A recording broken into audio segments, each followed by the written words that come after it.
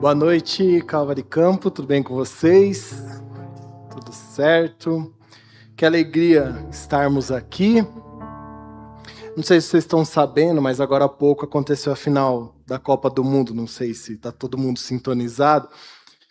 E, para a tristeza de alguns, mas para a alegria de tantos outros, né, a Espanha foi campeã, bicampeã do mundo, graças a Deus. E eu falei no primeiro culto, falei, olha gente, eu tenho muita fé que se vocês prestarem atenção no sermão, não ficarem olhando no celular, a Espanha vai ganhar. E graças a Deus isso aconteceu.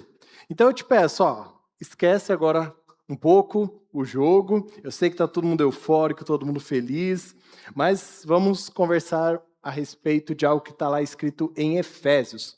Mas, bom, falando em Copa do Mundo, a gente queria estar nessa final, não é verdade? Eu queria que o Brasil estivesse lá.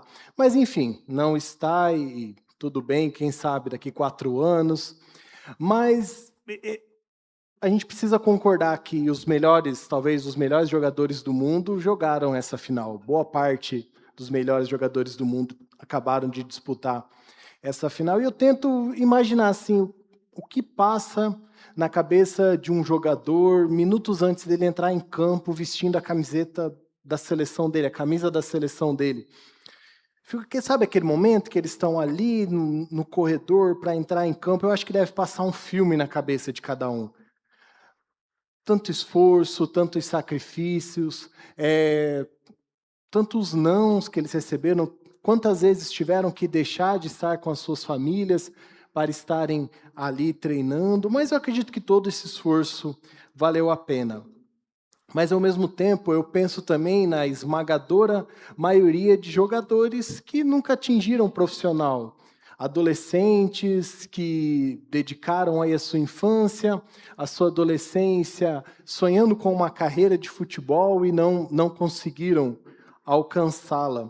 Um deles que me vem à mente, o nome dele é Jean, eu não sei se você vai lembrar disso, mas me vem à mente porque foi na época que eu mais acompanhava futebol, assim, mas eu lembro desse menino que passou pela base de vários dos grandes times do Brasil, e todo mundo dizia, não, ele é o novo Neymar, olha, ele vai ser o futuro 10 da nossa seleção, mas a vida tomou outros rumos, e ele não se tornou um jogador profissional. E às vezes, ao nosso olhar, quando olhamos para uma situação dessa, nós podemos chegar a pensar, poxa, que desperdício, né? A infância, a adolescência, e o cara não atingiu aquilo que era o propósito. E a gente pode até olhar e falar assim, cara, não faltou oportunidade, às vezes não faltou talento, às vezes não faltou esforço, porque não era para ser. E essa disparidade do que era para ser e do que realmente foi, muitas vezes pode fazer com que a gente olhe e pense, nossa, desperdiçou o talento, ou nossa, que infortúnio, né? Mas Paulo vai dizer que existe algo muito pior do que você desperdiçar um talento, uma carreira de futebol, uma carreira de sucesso, que é você desperdiçar a sua própria vida. Porque é possível chegarmos até o final da nossa vida, olharmos para trás e falar, poxa, devia ter feito tanta coisa diferente, ou poxa, me arrependo de como eu levei a minha vida. É possível que nós vivamos dia após dia, gastando o nosso tempo, correndo atrás de coisas que não vão mudar nada, coisas que não edificam, como se a gente estivesse correndo atrás do vento, e a gente está desperdiçando a nossa juventude, desperdiçando o nosso tempo e não se preocupando com aquilo que realmente importa. E o mais surpreendente é que quando Paulo escreve isso, ele não escreve para não crentes, mas ele escreve para uma igreja. Ele escreve, olha igreja, presta atenção, olha como vocês estão vivendo, cuidem da maneira que vocês estão vivendo. Abra sua Bíblia, lá em Efésios 5, e você vai ver que mesmo uma vida salva, ela pode ser desperdiçada. Não no sentido de perder a salvação, mas de viver abaixo daquilo que foi proposto por Deus para que essa pessoa viva. Então, abra lá Efésios 5, Nós vamos ler do 15 até o 21. Carta de Paulo aos Efésios, capítulo 5, do 15 ao 21. Eu vou ler na versão NVI. Você pode acompanhar através do telão também, ou você pode apenas ouvir ou acompanhar também na sua Bíblia. Mas o texto vai dizer assim: tenham cuidado com a sua maneira de viver, que não sejam como insensatos, mas como sábios, aproveitando ao máximo cada oportunidade, porque os dias são maus. Portanto, não sejam insensatos, mas procurem compreender qual é a vontade do Senhor. Não se embriaguem com o vinho que leva à libertinagem, mas sejam cheios com o Espírito, falando uns aos outros com salmos, hinos e cânticos espirituais, cantando e louvando ao Senhor de coração, sempre dando graças a Deus Pai por todas as coisas, em nome do nosso Senhor Jesus Cristo. Sujeitem-se uns aos outros no temor de Cristo. Feche seus olhos, vamos ter mais um tempo de oração. Senhor, eis aqui a Tua palavra, ela que é viva e eficaz e tem o poder de transformar as nossas vidas, tem o poder de dar vida a quem não tem vida. E eu peço que, através dela, o Senhor nos instrua nesta noite, que o Senhor possa nos ministrar os nossos corações, ó Deus. Que o Senhor possa me usar como um instrumento Teu, ó Pai, não pelaquilo que eu sou, mas é pelaquilo que o Senhor é. Que o Senhor se faça presente em nosso meio nesta noite, em nome de Jesus. Amém. Mas então, o que Deus nos chama a viver? Qual tipo de vida Deus nos convida a viver? Antes de responder essa pergunta, eu quero te convidar a olhar para aquilo que Paulo escreveu antes de responder essa pergunta. É interessante que Paulo, ele não está escrevendo para pessoas mortas, dizendo assim, ei, tenham vida, vivam. Não, ele está dizendo, olhando para pessoas vivas e dizendo, olha, porque vocês estão vivos, então vivam como vivos.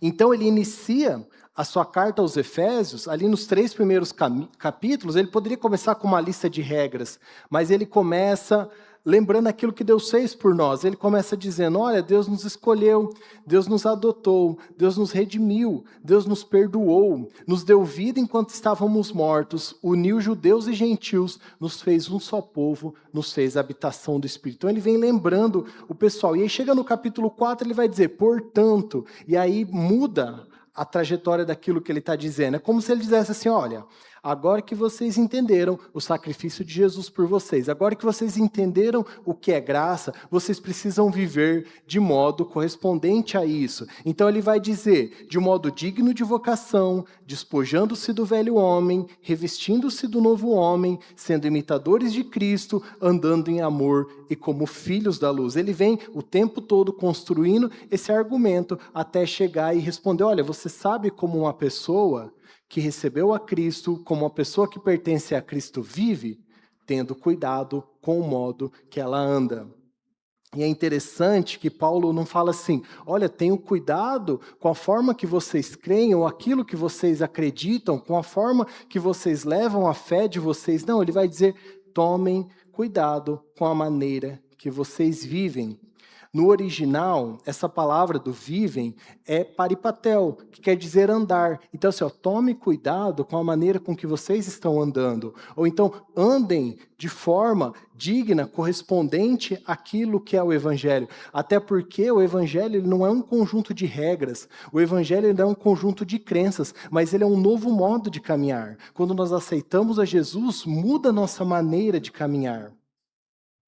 E é isso que Paulo vai continuar falando no restante da sua carta. Andem de modo digno, não andem como os gentios, andem em amor, andem como filhos da luz e andem com sabedoria.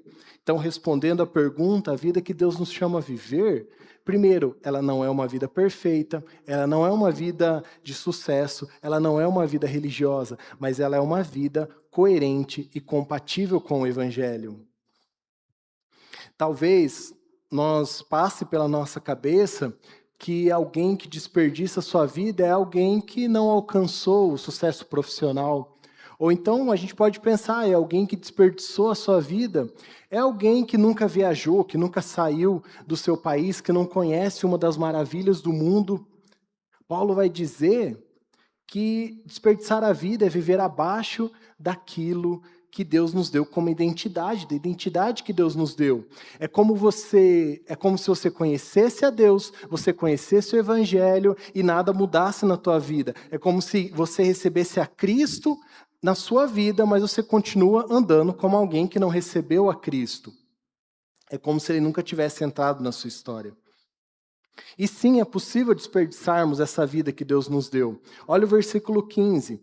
Tenham cuidado com a sua maneira de viver, que não seja como insensatos, mas como sábios, aproveitando ao máximo cada oportunidade, porque os dias são maus. Portanto, não sejam insensatos, mas procurem compreender qual é a vontade do Senhor.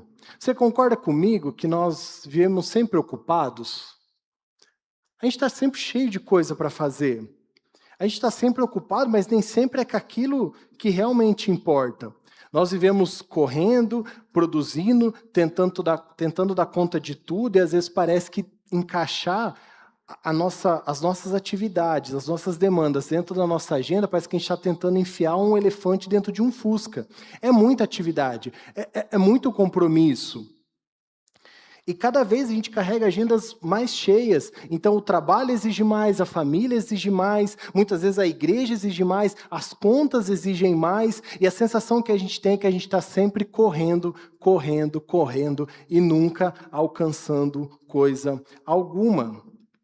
Um outro fato também é que nós vivemos distraídos. Nós estamos sempre consumindo algo, a gente está sempre rolando tela, a gente está sempre tentando absorver o máximo de conteúdo, nós estamos sempre, surgiu um curso novo, eu preciso ver, eu quero aprender uma língua, agora eu quero fazer isso, agora eu quero fazer aquilo, eu quero esse hobby, não, agora a moda é fazer isso, eu vou e faço, e nós vamos lotando a nossa agenda, e cada vez mais e mais eventos, mais e mais compromissos. E vivemos distraídos, porque é o uso do celular o tempo todo conectado. Sabia que existe um fenômeno que vem sendo estudado, começou nos Estados Unidos, chamado FOMO, que numa tradução literal seria algo como medo de estar de fora de algo, medo de ficar de fora. Sabe aquela sensação de que quando você não está online, você está perdendo alguma notícia, você está perdendo alguma oportunidade, você está perdendo uma experiência importante. E por isso, durante o dia, nós desbloqueamos os nossos celulares mais de 100 vezes. Nós acessamos as nossas redes sociais inúmeras vezes. Nós nos assustamos quando olhamos o relatório de uso do nosso celular e olhamos e falamos, meu Deus, eu estou com uma média de 3, de 4 horas, de 2 horas de Instagram, eu desbloqueei meu celular tantas vezes, olha, eu estou gastando tanto tempo da minha vida com isso. O fato é que a gente está ali compulsivamente verificando notícias, verificando o que está acontecendo ao redor. Ou seja, nós nunca estivemos tão conectados e ao mesmo tempo tão distraídos, nós nunca tivemos tanto acesso e ao mesmo tempo ficamos tão isolados. Alguém resumiu muito bem esse sentimento numa frase: nós estamos sozinhos, juntos. É isso, a gente está o tempo todo em grupo, mas sempre sozinho. Reuniões de família, você olha lá, está todo mundo conversando, passa alguns minutos, daqui a pouco está todo mundo com o celular. Né? E isso não é coisa de jovem, não, porque isso acontece também. Em reunião dos meus tios, meus avós, de repente, olha lá, está minha avó lá no celular, meu avô. É normal, a gente acaba se distraindo o tempo todo. E há uma ironia muito grande nisso, porque nós somos a geração com mais recurso de economizar tempo.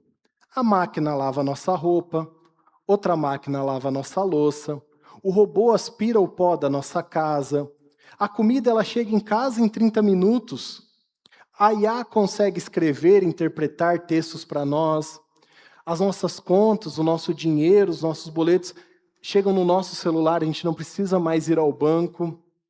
E, curiosamente, nós nunca ouvimos tanto a frase, eu não tenho tempo.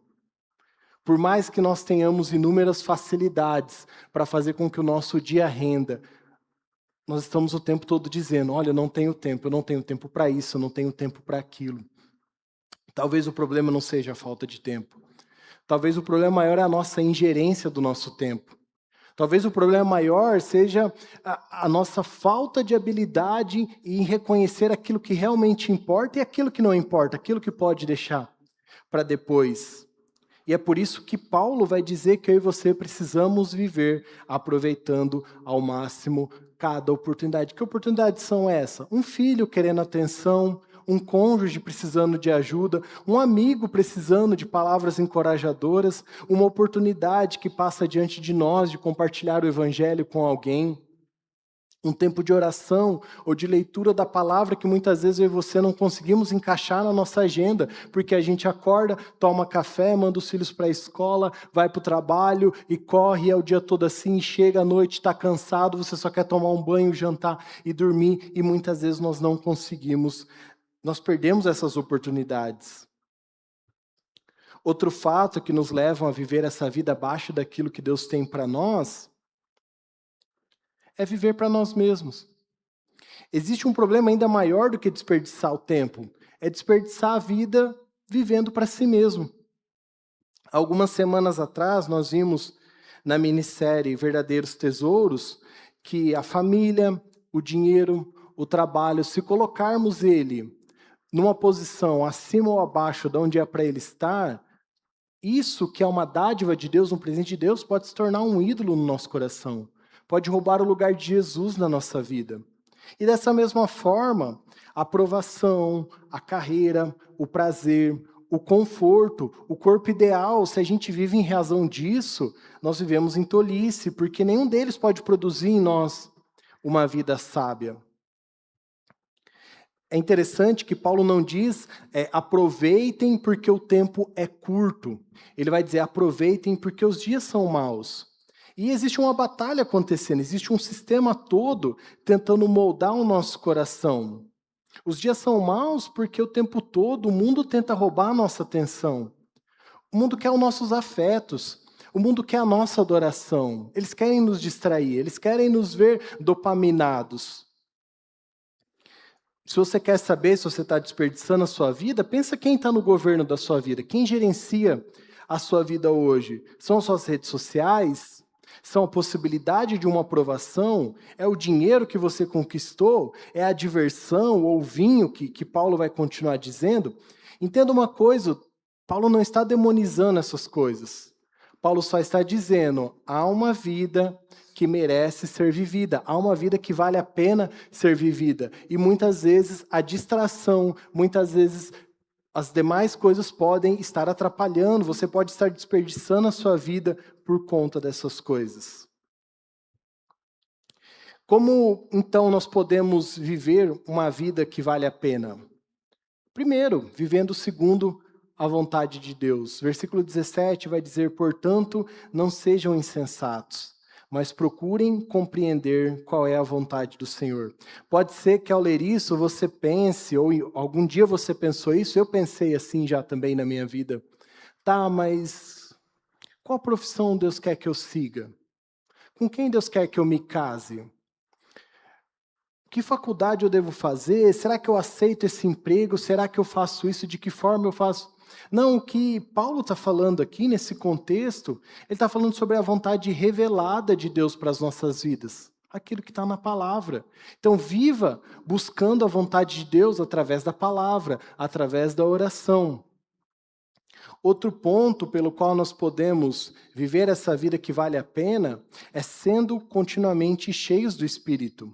Versículo 18, não se embriaguem com o vinho que leva à libertinagem, mas sejam cheios do Espírito.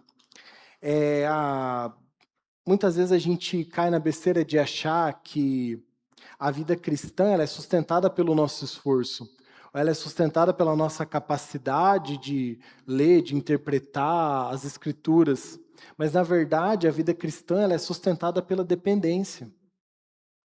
Paulo não diz, olha, agora se esforcem mais, tenham mais disciplina, organizem melhor a sua agenda, façam listas de prioridade, façam desse jeito, façam daquele jeito. Não, ele diz, sejam cheios com o Espírito Santo. E daí você pode até pensar e ter essa dúvida sincera, pastor, mas é isso que eu estou tentando todos os dias. Pastor, essa tem sido a minha oração de me encher mais e mais do Espírito. É isso que eu estou buscando, eu estou tentando entender qual é a vontade de Deus para a minha vida. E a resposta que eu tenho para você não é tente mais, mas dependa mais dele. Eu não estou falando sobre experiências que você viveu antigamente, algo que marcou a sua vida. Não, o verbo está no presente. A ideia é assim, continuem sendo cheios do Espírito Santo. É dia após dia, é semana após semana, é sendo cheio. E aí, entenda, não é você possuir mais do Espírito, mas a cada dia deixar que o Espírito possua mais de você. Que em ti ele encontre mais espaço, que você se esvazie das suas ideias, que você se esvazie da sua força e dê espaço para que o Espírito possa habitar dentro de você. E aí deixar que ele governe a sua agenda, as nossas palavras, as nossas emoções, os nossos desejos, os nossos relacionamentos e até a nossa vida com os nossos irmãos. Quantas vezes na minha vida eu orei, Deus, olha, eu te entrego essa situação. Deus, eu te entrego esse pedido de ajuda aqui, Deus, eu te entrego essa dificuldade que eu estou passando. Mas ao mesmo tempo eu estava ali, como que eu resolvi isso? Da onde que eu vou tirar dinheiro para pagar isso? Meu Deus, o que eu faço? Ou seja, eu entrego as coisas na mão de Deus, mas ao mesmo tempo eu seguro. Eu não deixo com que o Espírito governe a minha vida, eu não deixo com que Ele tome as decisões pela minha vida. E há algo que o Espírito pode produzir em nós que esforço humano jamais produziria. Uma pessoa cheia do Espírito, ela fala diferente. Olha o que o versículo vai dizer, falando entre vós com salmos, hinos e cânticos. Uma boca cheia do Espírito Santo, ela não é tomada pela fofoca, ela não é tomada pela ironia, pela crítica. Pelo contrário, ela é usada para encorajar, ela é usada para abençoar, ela é usada para fortalecer a vida das pessoas. Como você tem falado com as pessoas ao seu redor? Como você tem falado com as pessoas na sua casa, com as pessoas no seu trabalho? As suas palavras, elas aproximam as pessoas de Jesus ou elas afastam as pessoas de Jesus? Outro fator é que uma pessoa cheia do Espírito Santo, ela adora diferente. O versículo vai dizer, cantando e louvando ao Senhor de coração. Não é performance, não é você saber cantar afinado, não é você saber todas as músicas, mas é você cantar o que vive e você viver o que canta. Nós acabamos de cantar, declarar para o Senhor que Ele é aquilo que a gente tanto almejava, que Ele é aquilo que a gente tanto queria. Mas o nosso viver, as nossas ações condizem com o que a gente cantou? Então é isso, eu estou cantando, mas eu vivo. Da mesma forma que eu preciso viver aquilo que eu prego. Outro fator é que uma pessoa cheia do Espírito Santo, ela agradece diferente. Gente, eu não sei vocês, mas tem hora que eu me pego reclamando de tudo. E a gente vive reclamando de tudo, não é verdade? A gente reclama quando está calor. Aí se faz frio, a gente reclama que está frio. Se está seco, a gente reclama que faz tempo que não chove. Quando chove, a chuva está atrapalhando toda a nossa vida. A gente reclama do governo. Vocês reclamam do trabalho, eu não reclamo. Mas vocês reclamam do trabalho de vocês. A gente reclama da igreja, a gente reclama da família, a gente reclama de tudo. Mas uma pessoa, quando ela é cheia do Espírito, ela desenvolve um olhar para que tudo ao seu redor, em tudo ao seu redor, ela veja a graça de Deus naquilo. Ela possa reconhecer que a mão de Deus está ali sustentando ela, não importa o que aconteça. Outro fator é que uma pessoa que é cheia do Espírito Santo, ela serve diferente. Convenhamos, cantar é fácil. Parar de reclamar e começar a agradecer, precisa de um esforço maior, mas também é possível. Agora, submeter-se, servir o seu irmão, abrir mão da razão, pedir perdão ou perdoar só pode ser obra do Espírito Santo. Não há nada em nós, pela nossa força, com a qual possamos produzir esse tipo de fruto. É só o Espírito Santo que produz. Entenda que nós começamos falando de jogadores, de pessoas que muitas vezes desperdiçam a sua vida, o seu futuro em prol de uma carreira, mas Paulo está dizendo que é uma tragédia muito maior do que desperdiçar um talento, que é desperdiçar uma vida toda tentando controlá-la. Entenda que Deus não nos chamou para uma vida pela nossa própria força. Para isso Ele nos deu o Espírito Santo, para nos fortalecer. Quando eu olho para a minha vida, para os anos que eu vivi, tem muita coisa pelo qual eu me arrependo. Eu queria ter feito diferente. Muita oportunidade que eu perdi. Tem conversas que eu queria ter tido, ou queria ter gastado um tempo mais.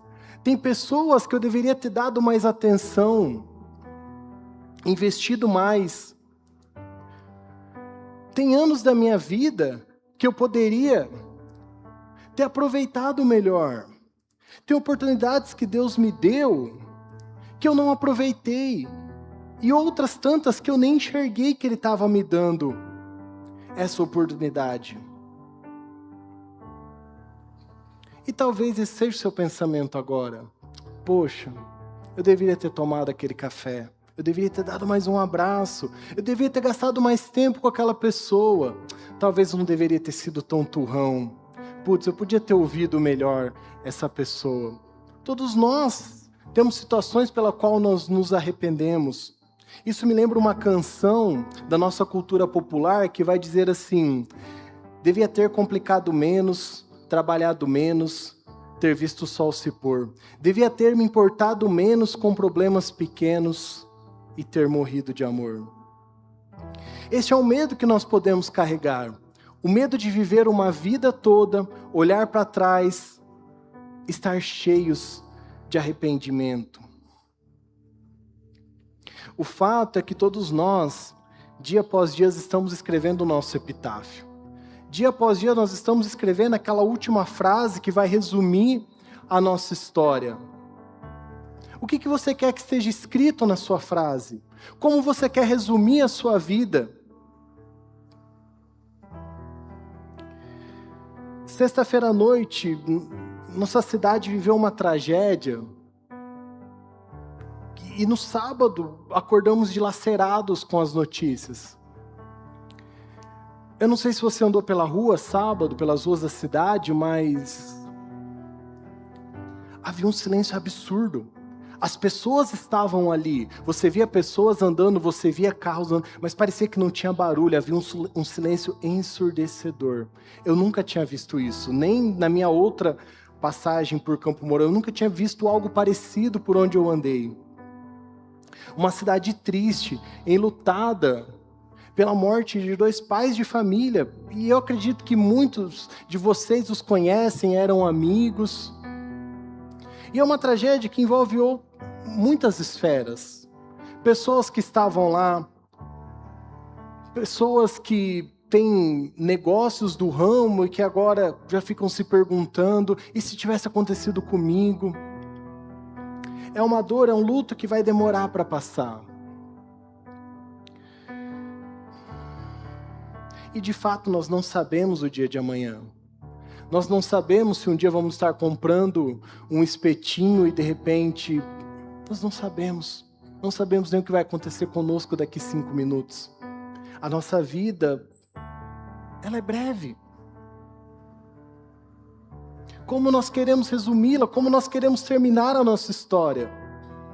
Eu acho lindo, maravilhoso, quando Paulo, resumindo a sua vida, vai dizer assim: combati o bom combate, completei a carreira e guardei a fé.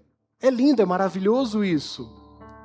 Mas Paulo só terminou bem porque anos antes, no caminho para Damasco, ele encontra Jesus e a sua história foi transformada.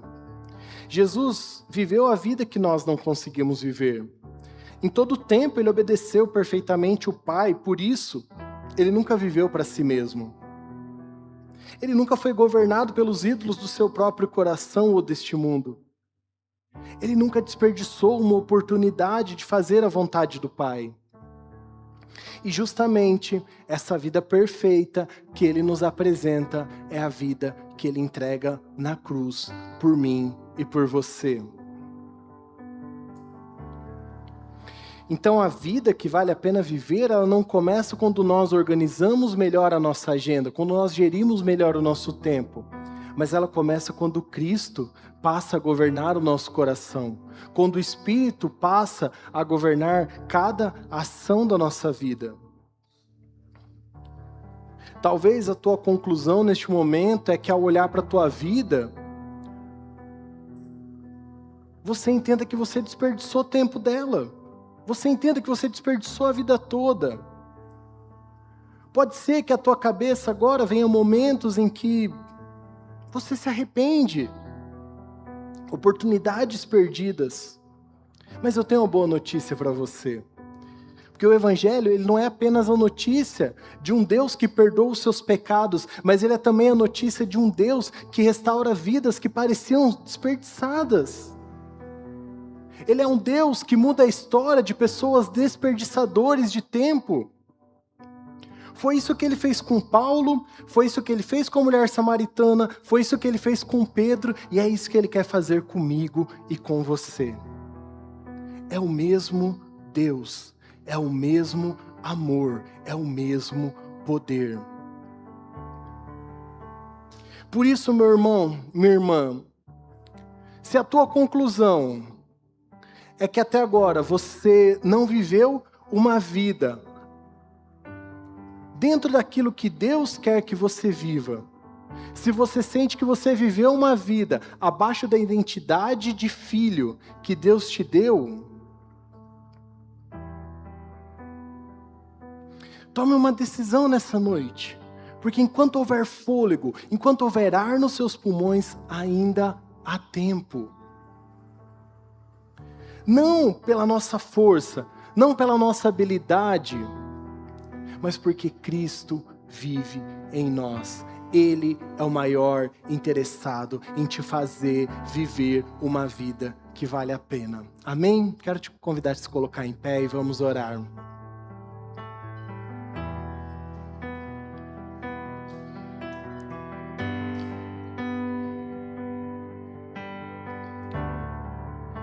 Senhor, eu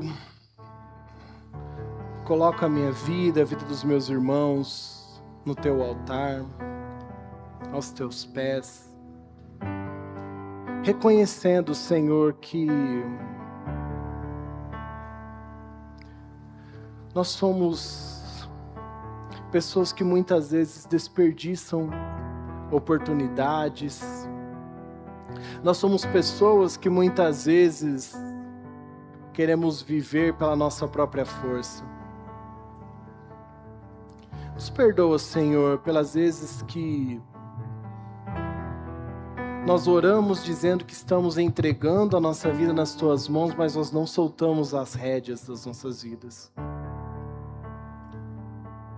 Nos perdoe pelas vezes que, na correria dos nossos dias, no atropelo das nossas agendas, nós não gastamos tempo com o Senhor, nós não procuramos entender a Tua vontade para as nossas vidas. Nos perdoe, Senhor, por confiar muito no nosso potencial, por confiar nas nossas habilidades, e não entender que se o Senhor não faz, se não é o Senhor edificando a casa, que nós estamos trabalhando em vão, assim como o salmista diz.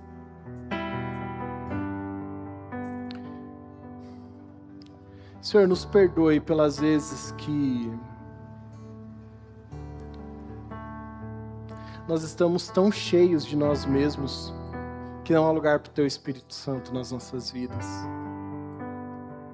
O meu clamor, o meu pedido esta noite é que nós possamos nos esvaziar mais e mais para que o Teu Espírito nos encha, para que o Teu Espírito nos possua cada dia e que nós possamos andar, falar, agir, adorar, agradecer,